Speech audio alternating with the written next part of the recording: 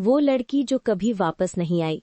शहर के पुराने हिस्से में एक तंग मगर मसरूफ गली थी, जिसमें मौजूद आसिम फोटो स्टूडियो पिछले 35 साल से चल रहा था।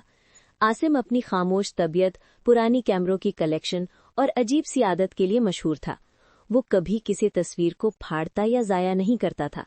कहता था, तस्वीरों में लोग नहीं, उनकी कहानियां कैद होती हैं। एक सर्द शाम में स्टूडियो का दरवाजा बजा। आसिम ने चौंक कर ऊपर देखा। दरवाजे में एक लड़की खड़ी थी, बारिश से भीगी हुई, हाथ में टूटा हुआ बैग और चेहरा ऐसा जैसे बहुत रो कर आई हो। मुझे एक तस्वीर खिंचवानी है, फौरन। लड़की की आवाज हल्की मगर कपकपाती थी। आसिम ने कैमरा सेट किया। लड़की सीधी बैठ गई, मगर उसकी आंखों में ऐसी वीरानी थी जैसे दुनिया का आखिरी दर्द वो देख चुकी हो। फ्लैश चमकी, तस्वीर खिंच गई। आसिम ने पूछा, बेटी तुम ठीक हो? घर वालों को? लड़की ने सर हिलाया। मैं अभी वापस जा रही हूं, शायद आखिरी बार। ये कहकर वो तस्वीर लिए बगैर ही बाहर चली गई। आसिम ने आवाज दी, मगर बारिश के शोर में वो गुम हो गई। अगली सुबह आसिम स्टूडियो पहुंचा तो सामने पुलिस खड़ी थी। अफसर ने कहा, रात दरिया के पुल से एक लड़की ने छलांग लगाई है। पास सिर्फ एक टूटा हुआ बैग मिला है जिसमें स्टूडियो का पता था। हमें लगता है वो यहाँ आई थी। आसिम के हाथ सुन हो गए। हाँ, वो आई थी, मगर तस्वीर लिए बगैर चली गई। पुलिस ने कहा, अगर उसकी कोई तस्वीर हो तो लाश की शनाख्त में मदद मिल जाएगी। आसिम ने हिचकिचाते हुए कैमरा रोल निकाला। जब उसे डेवलप किया गया तो सब चौंक गए।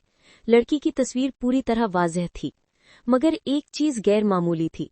पसे मंजर में लड़की के पीछे कोई खड़ा था, काले लिबास में, बिल्कुल साकित, चेहरा धुंधला जैसे धुआं हो। आसिम ने लरसते हुए कहा, वो तो अकेली आई थी। पुलिस ने तस्वीर रखी और कहा, पुल के नीचे लोगों ने बताया है कि पहले भी कई बार इसी साए जैसे शख्स को किनारे पर देखा गया है, लेकिन कभी कोई उसके पास नहीं जाता। एक हफ्ते बाद आसिम ने स्टूडियो की दीवार पर वो तस्वीर लगा दी, बिना फ्रेम के, बिना कीमत के, सिर्फ एक तहरीर के साथ, ये उसके लिए जो एक तस्वीर में अपनी पूरी कहानी छोड़ गई।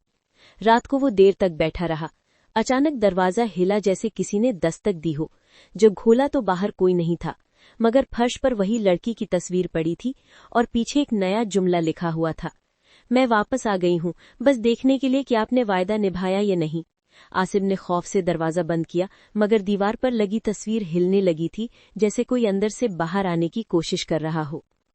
अगर आप चाहें तो मैं इसी कहानी का दूसरा हिस्सा या मजीद लंबी 3 से 4 मिनट की कहानी भी लिख सकता हूं।